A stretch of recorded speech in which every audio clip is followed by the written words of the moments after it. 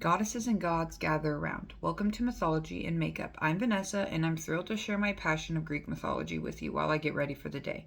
Let's uncover the fascinating stories of mythology together, from Athena's wisdom to the captivating stories of the muses and everything in between. So grab your brushes and a mirror, and let's unleash the beauty and magic within. Since it's Christmas, and I have a Christmas party to go to tonight, I want to do a cute little Christmas look. Last week we left off with Leto, the goddess of motherhood. So today we're going to start with Hecate. She is the goddess of magic, ghost, and necromancy.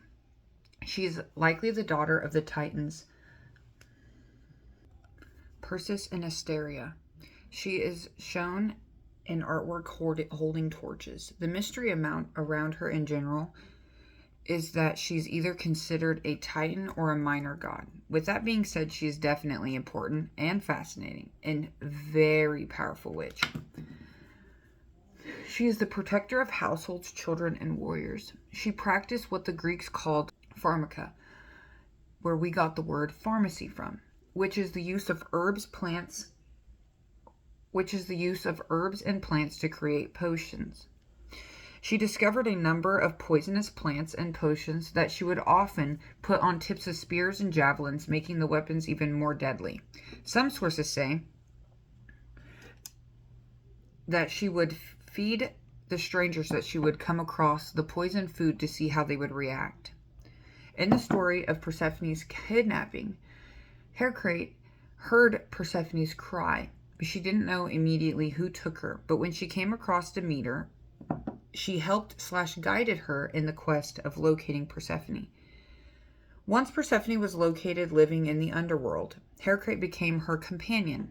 As Hecate's role of a guardian, she was said to spend her time at tombs or crossroads and spent some of her time wandering with the souls of the dead.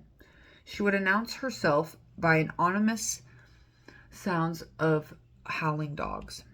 She was often accompanied by a dog or a polecat, who was originally a woman named Hecate, the queen of Troy. When Troy fell, Hecate refused to go with the Greeks as a slave, so instead she jumped into the sea and became a dog, and then became Hecate's companion, or her little animal. So she would just find I wonder what this mushroom does. Wander the forest. Oh, look what I found. Let me try this on this person that I found. It's better than trying it on yourself, I guess.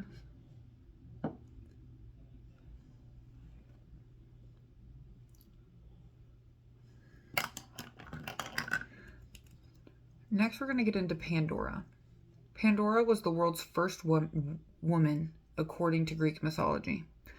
She was given to the existing men as a gift and a curse. There are two different versions of this story that are equally worth telling. So the first form of the story goes as Zeus was angry with the Titan Prometheus for gifting the humans fire that he had stolen from Olympus and the choice of cut meats during the sacrifice. So he sought to punish both humans and Prometheus. His punishment directed at the humans was simple: the creation of women. Zeus directed Hephaestus to create the first woman out of clay. She was beautiful, stunning, and gorgeous. Zeus also had the other gods grant her both gifts and faults. Athena taught her to weave. Aphrodite made her graceful. Hermes made her deceitful.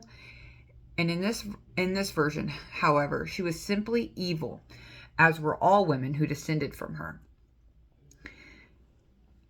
But in the second story, it begins the exact same way. Zeus sought to punish Prometheus, and so he had Hephaestus create Pandora. But in this story, Pandora was not the embodiment of all evil. Therefore, neither were all women. She was given a box or a jar and was told never to open it. And this is where we get Pandora's box from. After she was given the box, she was brought to the Titan Epimetheus to be his new wife. Epimetheus had been instructed by his brother Prometheus not to accept any gifts from the gods. But since he was the god of afterthought, he promptly forgot this advice. Pandora and Epimetheus were married, and before long, Pandora became curious about what was inside the box, as anyone would. Be handed a box and be like, do not open this box. So, I mean, I probably would eventually open it.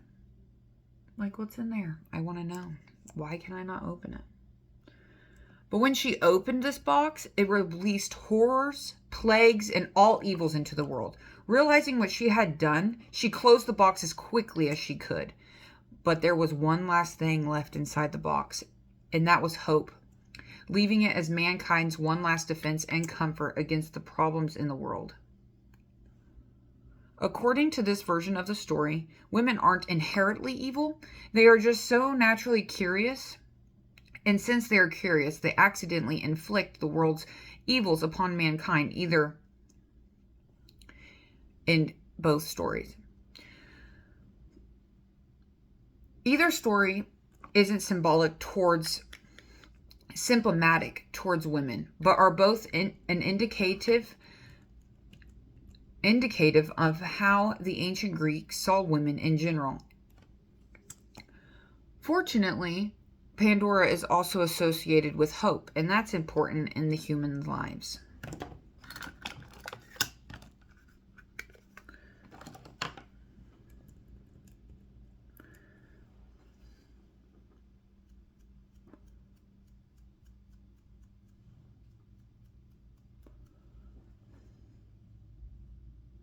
Next is Daphne. Daphne was a naiad, a nymph of freshwater mountains, who one day caught the attention of the god Apollo. Daphne was a huntress, similar to Artemis.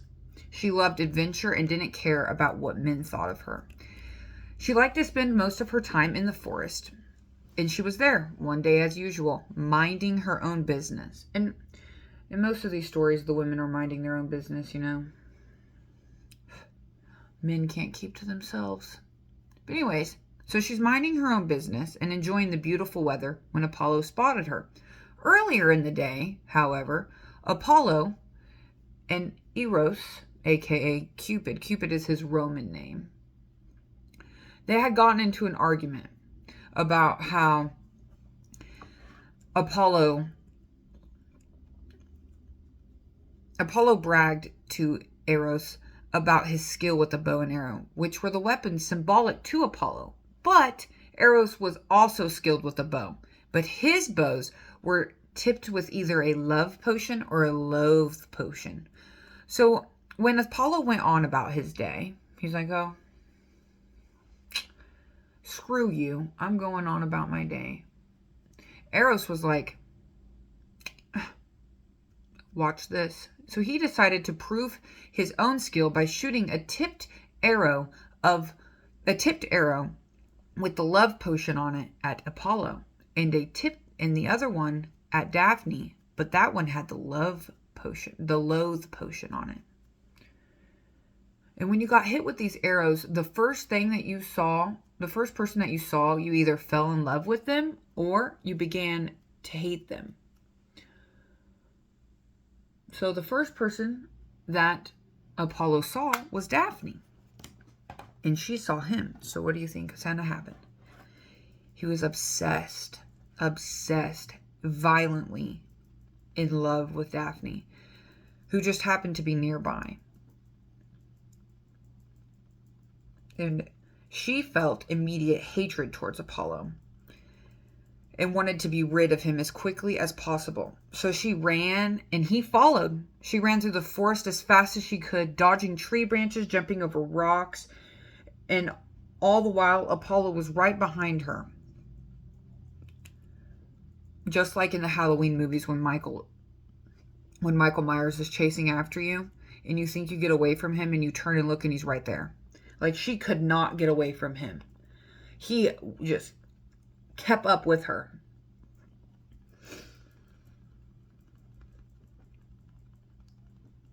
As they ran, Apollo yelled at her, trying to convince her to slow down and give him just one chance. He told her how much he loved her and why he loved her. He told her he was a god, the son of Zeus, and the god of the oracle. He kept trying to convince her, naming every single impressive thing that he could think of. And there was a lot of it. Apollo was an impressive god. But not only had Daphne had been hit with Eros' arrow, she also had no desire in marriage, even before being hit with the arrow. She enjoyed being a free woman, being able to wander the forest and do whatever she wanted to do all day long. Finally, Daphne became sick of running, so she called on her father, a river god, asking him for help.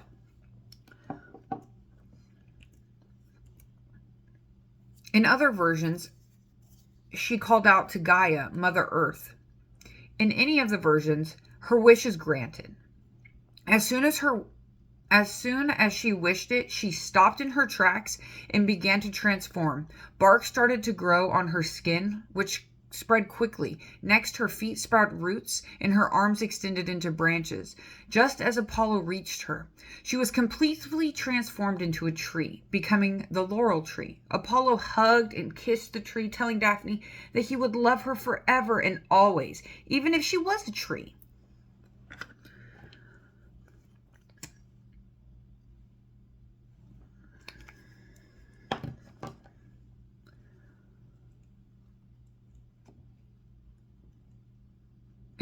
And she would be his tree. Apparently, he could not take the hint. She was transformed into the loyal tree. Apollo took this as his sacred plant. This is where the practice of wearing a crown of laurel comes in Greek mythology. This story is seen not being problematic because he loved her. And often in this story, this story is called Apollo's Bride, because the status of a woman back then, they were property to men. It was seen as a beautiful story rather than a story of a woman who was forced to transform herself into an object in order to escape a man. Hey girl, you gotta do what you gotta do. Get away from him.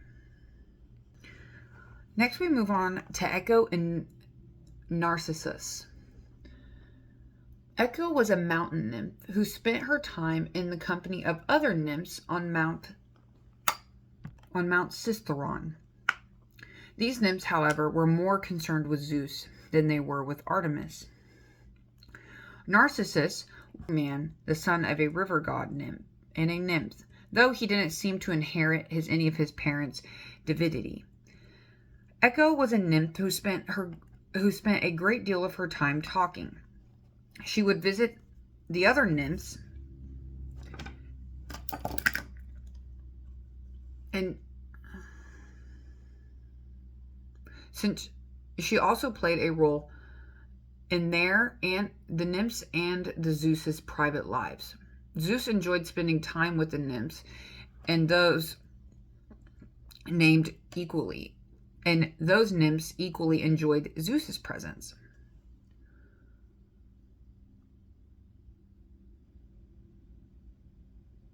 But they all were aware of Hera's tendencies towards checking in on her husband and punishing those he associated with.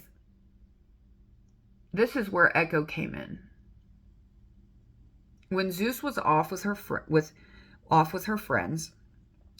the other nymph. When Zeus was off with her friends, Echo would take it upon herself to distract Hera. She would chat it up with her, keeping her busy, little girl talk. Hey girl, how you doing?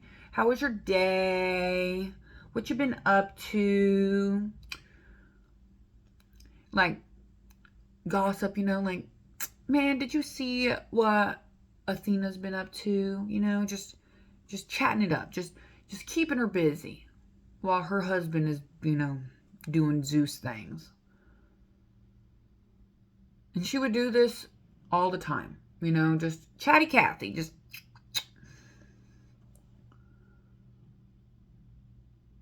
a decoy, if you would say.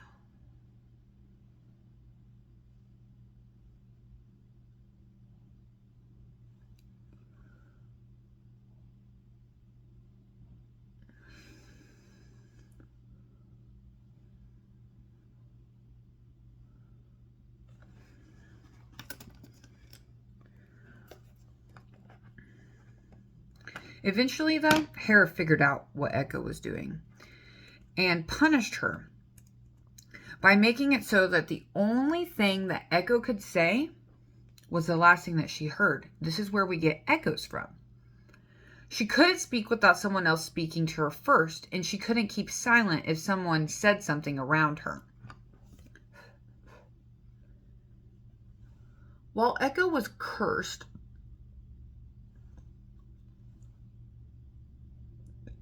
she came upon a young man, Narcissus.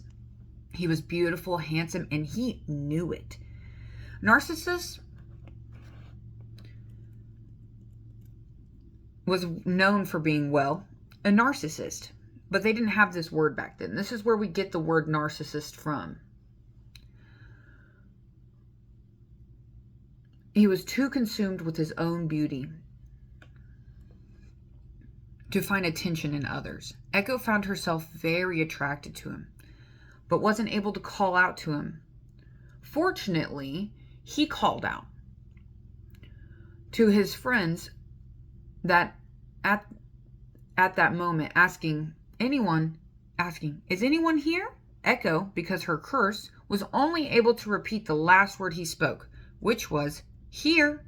He calls, she calls, she responds, he responds, and it continues. With Narcissus trying to determine who was actually there. Eventually, the one-sided conversation allowed Echo to reveal herself to him. He asked whoever was here to join him. Echo responded the same. She was convinced that he would feel the same way she felt towards him. So she ran up to him, grabbed it, put his face in her hands, and he was taken aback. And he pushed her off of him forcefully, telling her to go away. She was so embarrassed and hurt that she ran from him and ended up in a nearby cave where she stayed alone. And her obsession with him grew and grew and grew until eventually she died all alone. So sad. They think that you can still hear her voice in the, when you're out in the forest and you say something and you hear echo back, that's her. That's who's talking back. That's what they believed. They didn't think that it was just, the science behind why there's echoes.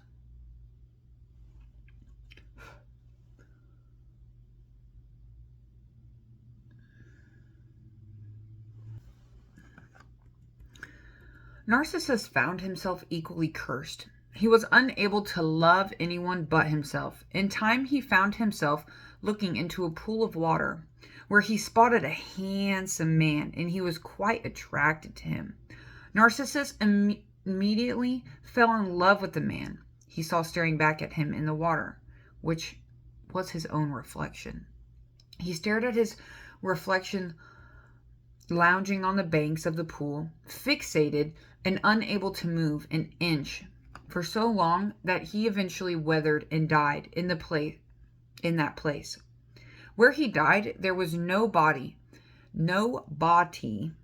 for his family to mourn. Instead there grew a small patch of yellow and gold flowers.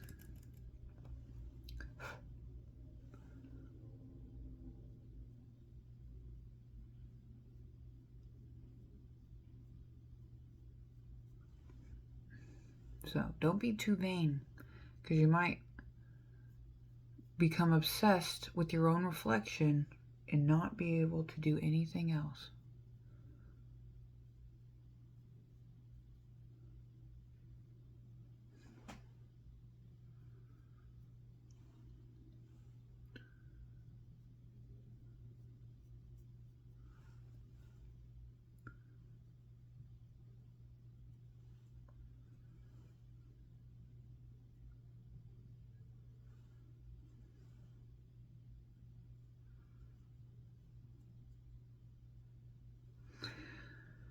Next is Eros, the god of exotic love, sex. In earlier tellings, he is the child of chaos and was there for the creation of the world. But in later tellings, he was the son of Aphrodite and Ares. Most people probably know him by his Roman name, Cupid, although he became associated with more of a childlike whatever, than a grown man of Greek mythology. He was famous for his bow and arrows that were tipped either with incredibly potent love or incredibly potent loathing. They were absolute. Let's get into some monsters. Typhon and Echidna. They were the two oldest monsters in Greek mythology. Typhon was born of Gaia in Tartarus, while Echidna was born of Sito, a famous sea monster and a sea god. Together, they spawned the most famous monsters in Greek mythology. Today, I'm going to attempt to do my eyeliner on camera because I'm going to try.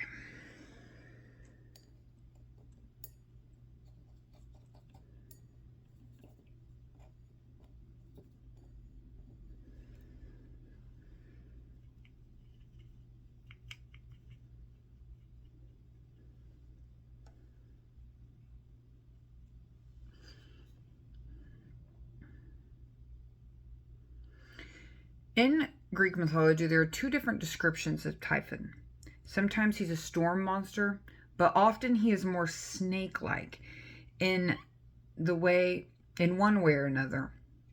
But the common description of him is that he had the top half of a man and his bottom half was two snake tails. And if this didn't seem creepy enough, his fingers were also 100 snakes. Okay, they could have just left it as the two snake tails with the top half of a man, but no.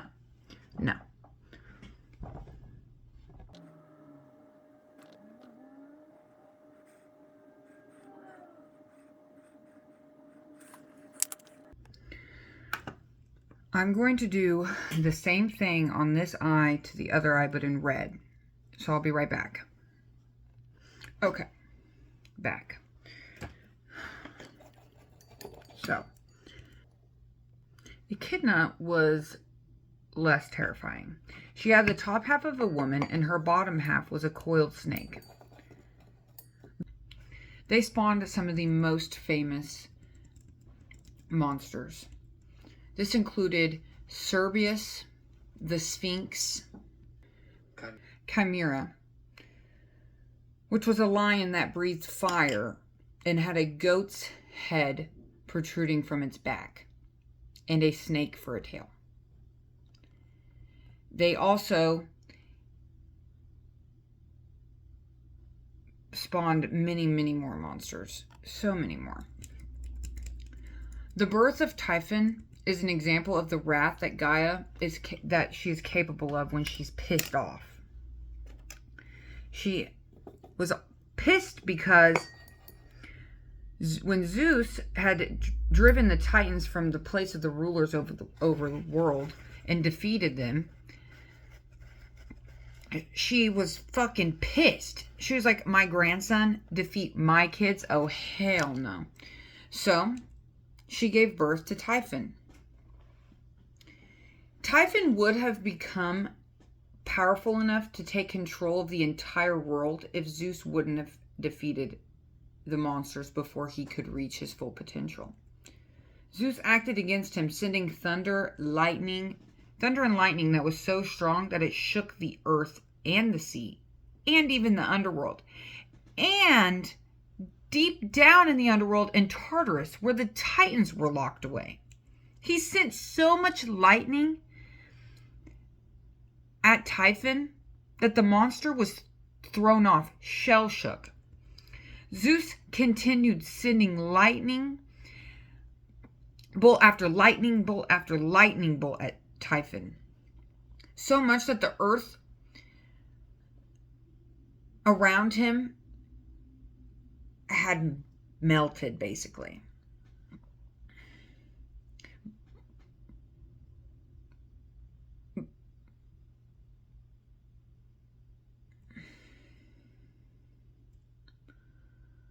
Finally, though, Zeus was able to defeat him for good. He was sent down to Tartarus with the defeated Titans. And the hero, Cadmus, returns Zeus's body muscles to his body, because in some versions of this story, it says that Typhon took Zeus's muscles off of his body, which is kind of... So as he walked around just skeleton, like, firebolt, firebolt. And like, I don't know. I'm trying to imagine. Was he just like a scrawny little twig of a god without his muscles? Okay, so I'm going to add some like white stripes to make it look like candy canes. That is my plan.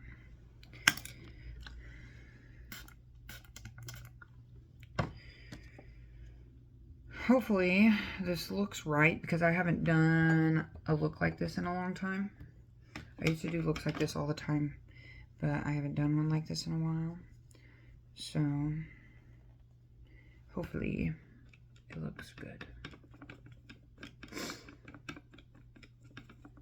We're going to move to one of the most famous children of Typhon, which is Cerberus. Cerberus was the guardian of the underworld. He was Hades' loyal guardian, loyal servant.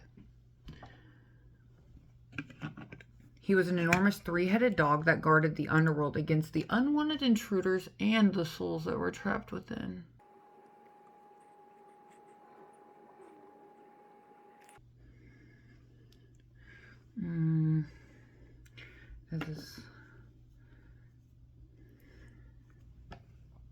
He was most well known for being simply a three-headed dog. He was often described as having a snake tail in addition to a mane of snakes. I don't know what it is with the Greeks and the obsession with adding snakes to these people's bodies. Well, these monsters' bodies. But like, seems like everybody has snakes on their body.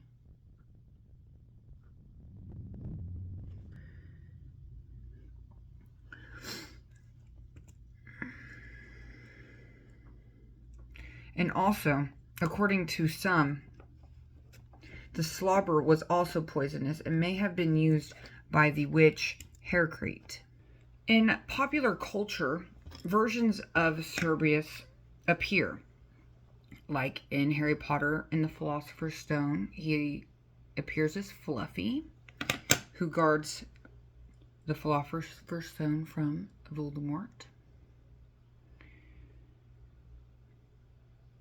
In mythology, though, he was famous for being captured by the hero Heracles at his last 12 labors. In that story, he was assigned the labor to travel to the underworld and capture and bring back Cerberus. I'm going to do this off camera. The man that assigned Heracles this really didn't want Cerberus. He thought it would kill Heracles, but it didn't. Some say that Persephone just gave him Cerberus and he brought Cerberus back without incident. But according to others, Hades instructed Heracles that he could take the dog, provided that he was able to overcome the beast without any weapons. He could only use his hands. But Heracles was the strongest of all god heroes, and he was able to take down Cerberus and bring him back with no trouble at all. Another hero named Orpheus also encountered Cerberus. He was a famous magician. He was on his way to the underworld to save his wife. And so when he came upon Cerberus, he just played him a little tune and made him fall right to sleep. And that is where J.K. Rowling also got the idea to put Fluffy to sleep in the movie.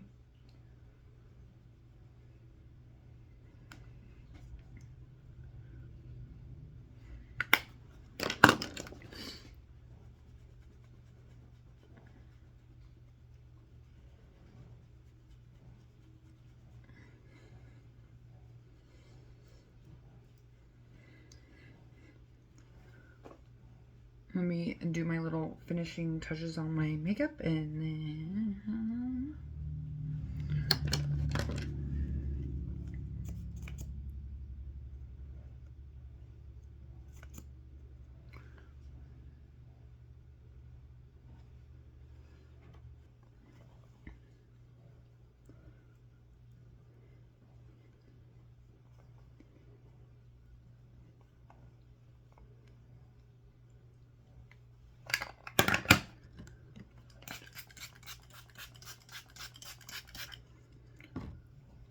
well, here's the finished look.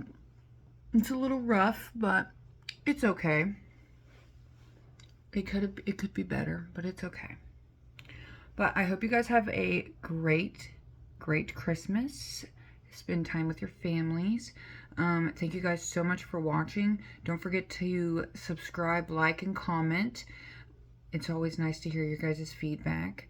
And also hope you guys have a great rest of your day today. Bye, guys.